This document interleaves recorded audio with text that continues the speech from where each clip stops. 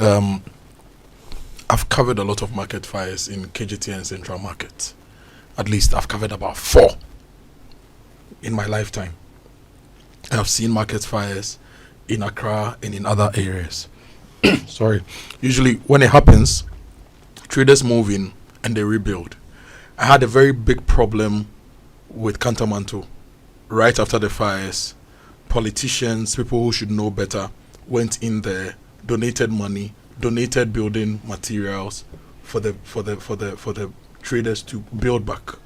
It's noble to want to support a cause, but I think it's nobler if you seek for the right things to be done, right? Central Market got burnt. Adum Pizza got burnt on the 24th of March. We've gone about 2 weeks. We've seen a lot of talk, a lot of action. The president has been there. Interior Minister has been there. Ashanti Regional Minister is always there. We've seen other dignitaries also going into that particular space.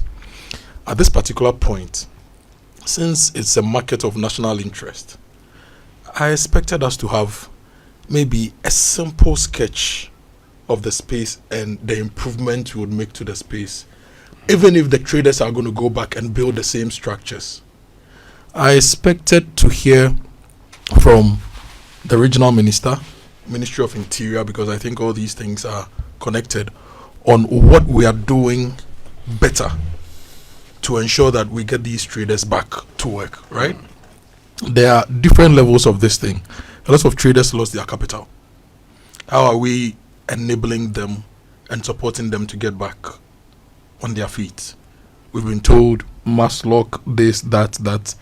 It's great to know that, but it's always better when you put everything together as a package to inform Ghanaians how we are doing these things, so that it's not like we go 1 step forward, 2 steps back.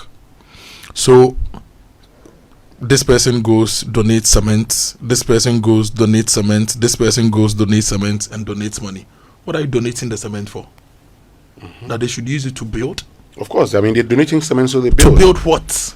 Well, that's a good question. At what scale? At what quality? With what design? With what safety protocols in place? Are we building just to have another fire in 2 years, 3 years, 4 years? So that's my concern. At this point, the Regional Coordinating Council should have had detailed engagement with these people and come out with a road plan, a roadmap that we are going to reconstruct the market. We do not have the funds to build a permanent structure like we have at KGTIA or the new Central Market redevelopment or the abandoned Krofro market, but we are going to let the traders build.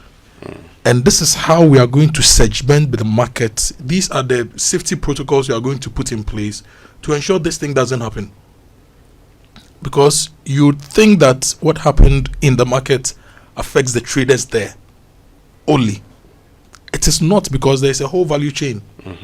I remember growing up in Kumasi, my mother's friends used to sell in the Central Market, and my mother at a point also used to sell, and there was a fire, she lost almost everything. So later we had to have a shop in Asia. So she'll send me to the market. Okay. You go to Mpaboa Joshua, the shoe footwear lane. You go and collect goods from there. You bring it back home, and then we go around. You carry them on your head, go house to house to go and sell.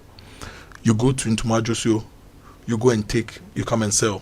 You go to Dr. Mensa to go and buy plastics, come and stock, you go and sell.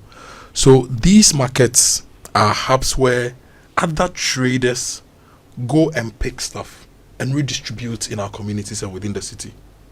So it's the heartbeat of trade within the city. So if anything happens to the Central Markets, the traders, they are going to be affected. But beyond them, the other people in the value chain are also going to suffer. Exactly. So I think that we need to do better by the market, by all of us, and by the traders. They need to do better for themselves, and the state apparatus needs to guide the process of rebuilding the market. So we don't have some of these incidents. But is it also the case of how we've done things in the past? So we've gone into the construction of markets, and post the construction, those who were already in these markets had stores couldn't have access again. and you had people buying 10, 15 stores and selling them at, or renting them out at high prices. And so today, the conversation today, many of these would want to be able to build it themselves, at least, because if they do that, they know that they're not going to lose anything. I mean, and they are likely to have same stores. It's fair. That concern is fair. That even with a new KJTR market redevelopment, $298 million, after that there were those issues. That people who originally sold in KJTR house stores, house structures, and were demolished, some of them didn't get the space. So we've learned lessons from that. Let's put a governance system in place. Let's do a census of the traders. Let's know who we have. And these people, they can afford to pay for those shops if you go through the right process with them. They can afford to. Those market stores, you go and see somebody in a 2 meter by 4 meter store selling jeans.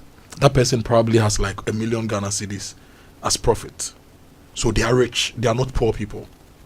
So if the current PZ market, which got burnt, if we had plans to redevelop it into a grand place, we should go through the right governance processes. But I know we don't want to put any permanent structure there because it's a railways authority land. The Kumasi railway lines run through that place. That's why that market is called railways. It's a Ghana Railways Authority land, so we can't put a permanent structure there. As we redevelop our rail system, we may need that access route. So if you are putting any temporary structures there, you still need to have a setting setup which promotes a bit more of safety and protection for people's investments.